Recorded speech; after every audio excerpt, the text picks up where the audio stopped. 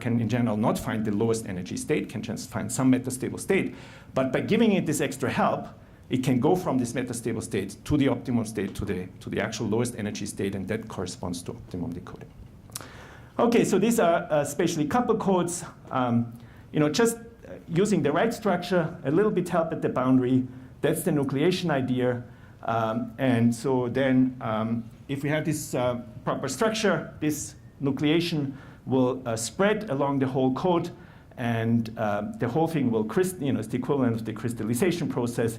And similar as what I have told you for polar codes, this idea is again very general. Okay, it doesn't just apply to coding. You can use this for compressive sensing, but you can also use this, for example, for some constraint satisfaction problems. Coding to some degree is just one particular instance of a constraint satisfaction problem. And the nice thing is that if you construct a coding like this, not only will it decode with a low complexity algorithm, it will actually be universal. Okay, so this kind of code will work for any kind of channel, as long as the capacity is large enough. It doesn't matter actually what kind of channel it is. Okay, so now let me get to the last portion. And now we are back to classical codes. Okay, what I want to show you is that even for classical codes that were defined in the 50s, in particular, we'll look at Reed-Miller codes. This here is Muller, who defined these codes. And this here is Reed, who found the logic majority decoding algorithm in the mid-50s. That some of these newer ideas that came up through iterative decoding might actually apply to these classical codes, and we might be able to see something new and interesting about these very classical codes using these new ideas. So these Reed-Miller codes, were very popular, were also used for space exploration and so on, but these were already in the mid-50s, then over time they became less and less popular in the literature. And there's some people like Ilya Duma, for example, who still worked and made some contributions, but other than that, they were not a huge research topic. Now, why do we go back now to these? So first, let me say that this is joint work now. This is Henry Pfister, his student Santosh Kumar. This is Srinivas Kudigar, Marco Mordelli, and Aaron Sashoglu. And what I tell you now is some research that we did while we were all at the Simons Institute. So now, why do we go back now to Reed-Miller codes right now, and why does this emerge? Because it turns out that Reed-Miller codes are almost the same as polar codes. And what is the only difference? Remember this structure I had here about these codes. Remember this matrix here. And I said that for polar codes, we're using particular, what's called synthetic channels here, particular positions. Some other ones we set to 0. And then we multiply this with this matrix, and that's the code words. But Reed-Miller codes are also generated by this matrix. The only difference is that we're picking potentially different of these positions. So different ones are set to 0 and different ones are used. Okay? For polar codes, it's used according to whatever the channel was that we computed. Whereas for Reed-Miller codes, each of these channels here has an associated weight. So imagine that all of them are 0 except this is 1. And now do the multiplication, then this gives you a certain number of 1s that you have here on the right. And for Reed-Miller codes, you simply pick as many as you want, and you pick those that give you the most number of 1s. Okay, so you pick them according to the weight. But otherwise, it's exactly the same matrix. And so now, knowing that we know that polar codes actually achieve capacity, it's a natural question to ask, well, what about Reed-Miller codes, right? How do they behave? And it turns out that if you do simply simulations, and you can do this at least for the ratio channel, that Reed-Miller codes are actually better than polar codes for finite length behavior. Okay, so they're markedly better if you simply look at error probability versus channel for a particular length. But it turns out that actually for Reed-Miller codes, we didn't even know whether they achieve capacity or not. Okay, and so the question is, do Reed-Miller codes achieve capacity? And so people have looked at that. I think the early 70s that people had looked at that, and the most recent one is by Emanuel Abe Wittgensen, and Amir Spilka, and they looked at this problem. And for the BC, they proved that indeed this is true. They achieve capacity, but only for rates that either go to 0 and to 1. Okay. So now for theoretical computer science, there are many applications where that's a valid regime. If you're thinking about communications, we're typically always interested in a regime where the rate stays constant, right? So because we want to have a fixed number of bits per channel use. So what I'll show you now is that how some of the ideas that were came up through iterative decoding and so on, proved that even for these classical codes, we can now show that indeed they achieve capacity. And the only proof that we have right now is for the simplest case, namely the binary ratio channel. And so what is the message there? The message there will be that, in general, I showed you now several ways of how we can achieve capacity, right? There was this idea about polarization that used the chain rule. There was an idea about especially coupled using some physical phenomena. And there, if you look at random code, there's some other ideas of how you can achieve capacity. The message here will be that if a code is sufficiently symmetric, knowing nothing else about the code, but just that it's sufficiently symmetric, we can also show that it is capacity achieving. Okay, so just symmetry alone tells you that a code is very good. Okay, so that's the message. I don't know if anything like that exists in the world that you are in. Okay, not to mention it. Okay, but it might be interesting. Okay, so that's maybe the message that I want to convey, and now I'll tell you a little bit about how this actually goes. Now. Because it's only the symmetry that matters, okay, we'll actually not use anything about the code. I haven't really told you right now how the code is defined, except that somehow it's related to this matrix. And we actually need to know nothing about the code. The only thing we'll need to know is that the code is sufficiently symmetric. And then we'll use two other ingredients. One has to do with monotone functions, and the third one has to do with a code invariance, which is called the exit functions and the area theorem. So what I will do is I'll tell you a little bit what these three ingredients are. And once we know them, I can tell you essentially exactly how the proof goes in just a few minutes. So what are these ingredients? Okay, so the first is code symmetry. And there are many other papers that prove something much more sophisticated. But what we need is already in this paper by Lin, Kasami, and Peterson. Here is the description of it. So this is a Reed-Muller code, only of length 8. So I just show it to you of length 8. And these are all the code words of the Reed-Muller code for the particular rate that I picked. Now, I say that the code is one-transitive if the following is true. You pick first two pairs of column, so example column 1 and column 3, and now you challenge me to find a permutation on the bits here, so on the positions here from 1 to 8, okay, such that column 1 gets mapped, so that 1 gets mapped to 3, and the rest is up to me. And the only thing is that what has to happen is this permutation has to be such that if I apply it to all the code words in here, the code has to stay invariant. Okay, so the set of code words that I have must be the same before the transformation and after the transformation. So let me just show you for this directly how this works. So you challenged me, I have to map 1 to 3. So I'll give you now this permutation, right? So this is my permutation. If you looked at it, 1 indeed went to 3. Now, these were the, so what I want now is that the set of rows is the same. Well, these rows don't look exactly as this is the original one here, but this is only because there's a permutation on the rows. Okay, so if I do now a proper permutation on the rows, you will see that indeed for this permutation on the columns, you get exactly the same code words. Okay, so I found you now a permutation that maps 1 to 3 and keeps the code invariant. So that's, if I can do this for any pair I maps to j, then this is what's called that the code is one-transitive. Now, what do I mean that the code is two-transitive? The same, but now you can actually give me two challenges. So for example, 1 maps to 3, and let's say 8 maps to 4. Again, I have to find now for every such pair of constraints, I have to find a permutation such that the code stays invariant. Okay, that's the only thing. So the statement that we need is that we need that the code is two-transitive. That's all we need. Okay, code has to have, and that's exactly the symmetry that we need.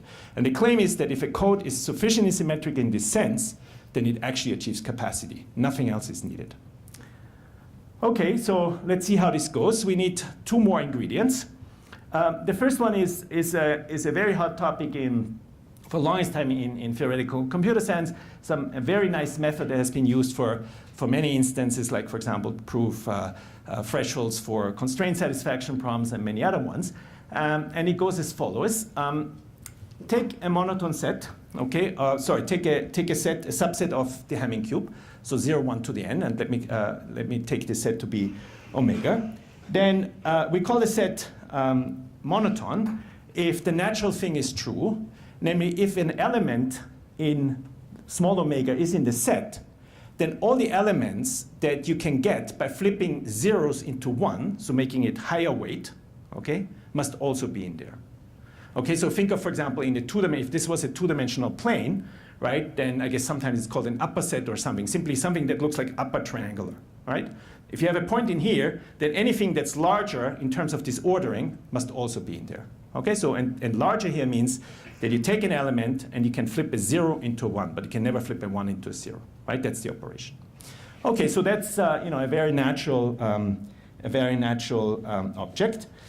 So we know what monotone means. And just to give you an example, this set, for example, is monotone, right? So if you take, for example, the middle one here, right?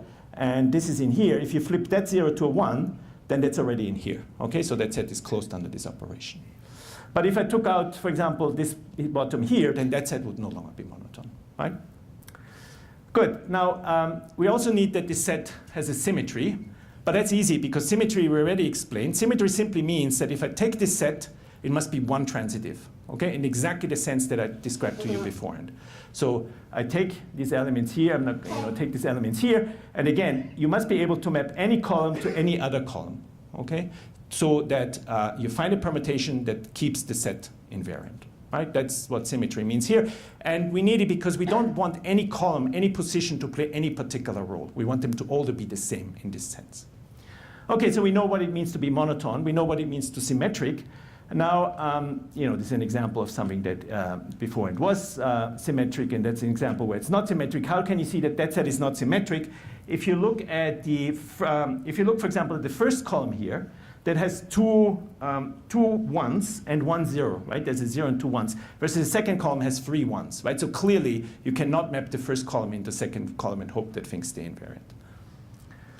Good, so now once we have that, we can associate to any such set a probability, and we do this in a very natural way, right? So we just take every element omega, and we give it just the Bernoulli product measure, right? So we associate it to set omega, we associate the probability epsilon, which is a parameter to the weight of this element times 1 minus epsilon to n minus the weight. And this is a probability distribution on the whole Hamming cube. And now, what is the probability on the set omega? It's just the sum of the elements that are actually in the omega, right? So we have a probability associated to a set, but this probability depends on one parameter. And so, since what I can now do is, I can simply now take this parameter and turn this, right? And so if I do this, what I will get is that I will get curves here. And unless this curve is completely trivial, that is either 0 or 1, this curve will always be strictly increasing, will be 0 here, and will be 1 for epsilon 1. So for epsilon 0 will be 0, for epsilon 1 it will be 1, unless it's a trivial case, and otherwise will be strictly increasing function. And so the statement that this is, there are many, many versions of it, but the statement that we are using is, this is Calais, Friedgut, and Bourgain, says that if you have a monotone and increasing set and you associate this function to it, then this function must have a sharp threshold. So this transition must happen very quickly. Okay, and in particular for the symmetry that we picked here, this transition width is only of order 1 over log n. So it goes very quickly. So once it takes a value that's anything better larger than delta, where delta is a constant, immediately has to go up to 1 minus delta. Okay, very sharp transition. And the transition only depends on the length. So that's what we will use. And indeed, we have Gil here, okay, and Jean-Pierre over there, okay. They were actually the first one to use this kind of things in a very beautiful paper. And what this paper said, it gave a very strong result.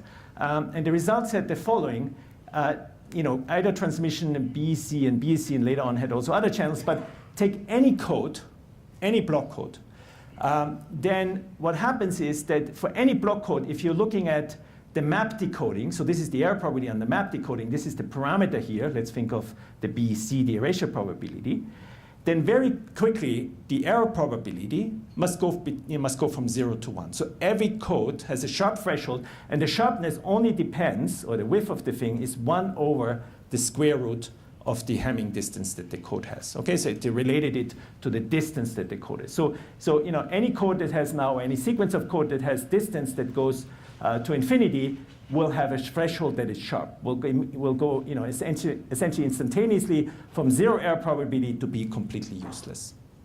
Now, this is a beautiful result, and we'll use that. So the only thing that is still missing in here, and the ingredient that we have to add, and that's also missing in the previous threshold result, is that these thresholds result don't tell you at all where this jump happens. Okay, this is similar like if you do, for example, using a Zoomer's inequality or something to prove that there's a concentration. You can prove that there's a concentration, but you don't know where it actually happens. Okay, you don't know where this transition happens. And if you want to say that a code achieves capacity, it's important that this transition doesn't happen here, but happens something related to the rate of the code. So what we need now is still some tool to say that this transition actually happens where we want it to happen. And so this is where the last ingredient comes in. And this is a code invariant, and this is something that comes from the analysis of iterative codes, so it has nothing to do with classical. And so this is what's called exit functions and area theorem. And again, before describing a little bit more what this is, it's simply a code invariant, similar like you might have objects that have the same mass but different shape. This is an object, namely the area under the exit curve, only depends on the rate. Okay, and so what is this exit function? The exit function is simply the following. Let's again explain it for the erasure channel. Pick a code. You have an erasure probability epsilon. You look at position I of the code, and you're trying to do optimum decoding. So you're simply trying what's called the optimum bitmap decoder, given the observation that you have and you know what the channel is. And this will have a certain error probability, right? So you can plot the error probability as a function of epsilon. And if the channel is perfect, it's kind of clear the error probability will be 0. If the channel is useless, kind of clear that the error probability will be 1. So there's just one little hiccup compared. So the exit function is not exactly the bitmap decoding error probability, because in this particular description here, you're not allowed to look at the actual position that you transmit. So it's the bitmap decoder. If you can only look at the other positions of the code, but not the position itself. So you're not allowed to use, if simply the position itself was transmitted, and I see the bit, you're not allowed to look at it. Okay, you don't see the bit. You can only guess from the other code constraints what the bit was. Okay, it differs from the original bitmap decoder only by a factor epsilon. So it's a trivial transform. And if you take this function and you plot it as a function of epsilon, it turns out that the integral under this is always the rate. Okay, for any code it's always the rate, and we'll use that. Now, this might look a little bit mysterious. But it turns out, and I'll just flash the proof, and we're not going to go through it, but it turns out that this is somewhat a trivial result, okay? Because it turns out that this is the function I told you about, that this is equal to just the derivative of the conditional entropy, okay? So this is simply what you sent, this is what you received. This is the code that you're trying to guess. This is what you see, okay? And it turns out that these two are actually the same, and that was the proof. You just see that it's just a few lines. That's not completely obvious if you haven't seen it, but it's just trivial steps. And so if that's just a derivative, then when you integrate it out, that's just going to be the difference of these entropies, right? But the entropy, if the channel is perfect, then the entropy is clearly 0. And if the channel is useless, then the entropy is just the rate of the code. Okay, so that's essentially the proof. For general case, it's a little bit more complicated, but that's the idea. So once you know where the idea comes from, and this is Stefan Tambrin, Gerhard Kramer, and Alexei Ashikmin, who first looked at this for the BEC, and then there was a generalization for the general case. Once you understand that that's just something to do with the derivative of the conditional entropy, you see that that's not a big miracle. Now, okay, so now we are all done. We have the ingredients. So let me now put them together. Okay, so how do we see from that that this all works out? Okay, so what we want to do is we clearly want to use this idea about the area theorem, right? And so we also want to use this idea about monotone functions. So what we'll do is the following. We take this code, right? And so what is now our set omega that we talked about before, and that gives us this monotone thing? Well, given it's just transmission of the erasure channel, the set omega is simply all those erasure patterns for which we cannot decode. Okay, so the experiment is you go over, it turns out that it doesn't depend what the code rate is that you transmitted because of the linearity of the code. You assume it's the old 0 code rate that was transmitted. And now you go over all erasure patterns, and for each one you check whether or not you can decode or not under optimum decoding. And all those you can't, you simply put in this set omega. Okay, so that turns out, that's just the definition. It turns out, I'm not going to go through the details here, is that now the probability of error under this decoder is then just exactly this measure that we had defined over the set omega here. And this is a function of epsilon, so this is exactly going to be a function like this. And now we want to say that this function has a sharp threshold. So in order to do this, we need to show that this omega is monotone and symmetric. And monotonicity is not surprising, because if I can't decode for certain erasure things, if I add extra erasures to it, for sure I won't be able to decode either. And that's exactly the notion of monotonicity, right? So that this set is monotone is obvious.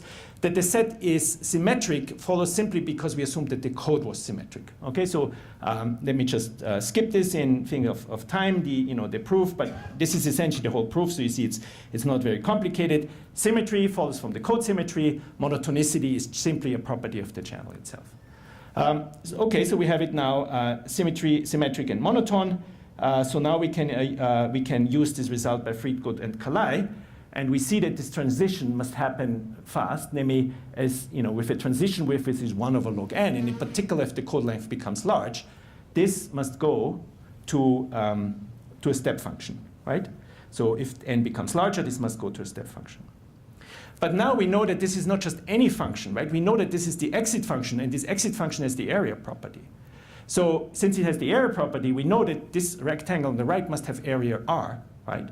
So if this has area r, and this is, of course, height 1, this is 0, then where must this lie, this point, right? This point must lie exactly at the position 1 minus r, but that's exactly capacity, okay? And the proof is done. So, I showed you now how for at least some very classical code, just using symmetry, and by using some of the notions that were originally introduced, in particular area functions and exit function for analysis of iterative codes, has nothing to do with classical. Just the symmetry itself is enough to show that the code is capacity achieving.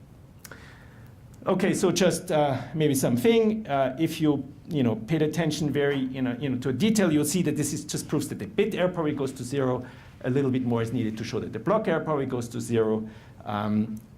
As I said, has nothing to do with Ritt-Müller codes. BCH codes and other classical codes can do it. All we needed is code symmetry.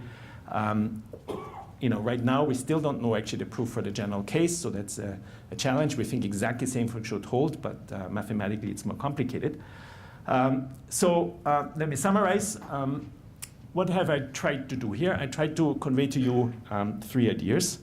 The idea of polarization and how this polarization can give you capacity achieving code. The idea that this spatial coupling, together with the nucleation process and crystallization, can give rise to capacity achieving code, both under very low complexity and both apply to a quite wide variety of cases. And then I went back to classical and tried to convey to you that besides all these methods, there's another condition that shows that codes are good, and it would be nice to see if anything like this also exists in your world, namely that symmetry alone, just something that's highly symmetric, is enough to prove that you achieve capacity. Now, one thing that I didn't touch at all, but this is now a fairly hot topic, is how all these codes behave for the finite length case. All this thing was basically asymptotic. But of course, we all know that in practice, we're using codes of fixed length. And I haven't told you, how fast these transitions happen. It's known for most of them, some rigorously, some back of the envelope calculation. But it's another fairly hot topic right now in classical coding. And that's all I had to say. Thank you very much.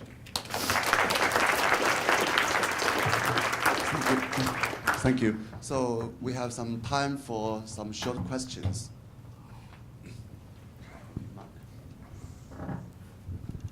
So this is a kind of particular question. I'm just wondering if there's been progress on constructing universal polar codes for private communication over the wiretap channel. So universality we know how to do. Yeah. Now, but not for the privacy aspect. Right? Yeah, I don't think so. Each of them, yes, but I'm not sure the Right. the combination itself of the two things that you're asking. I don't think that's known. But I would have to check. I don't know. Every day there are things coming out, so I'm not 100% sure. Okay. So, after your new proof, is it possible that that the Rüdiger code will be fashionable again, or it has worse properties in finite length? So I kind of hope. So This, of course, only shows that they're capacity achieving. And by these days, we have lots of versions that are capacity achieving. So this is the very first step. They will only become popular if now we can kind of leverage what we know about polar codes and try to find efficient algorithms that actually get there, right? Because that only shows that on the maximum likelihood it will be good, but doesn't say anything under an algorithmically efficient scheme. So people are thinking, okay, but currently nothing is coming out, okay, trying to find efficient algorithms, and the obvious inspiration should come from polar codes because they're very similar. It's just the order is somehow different, right?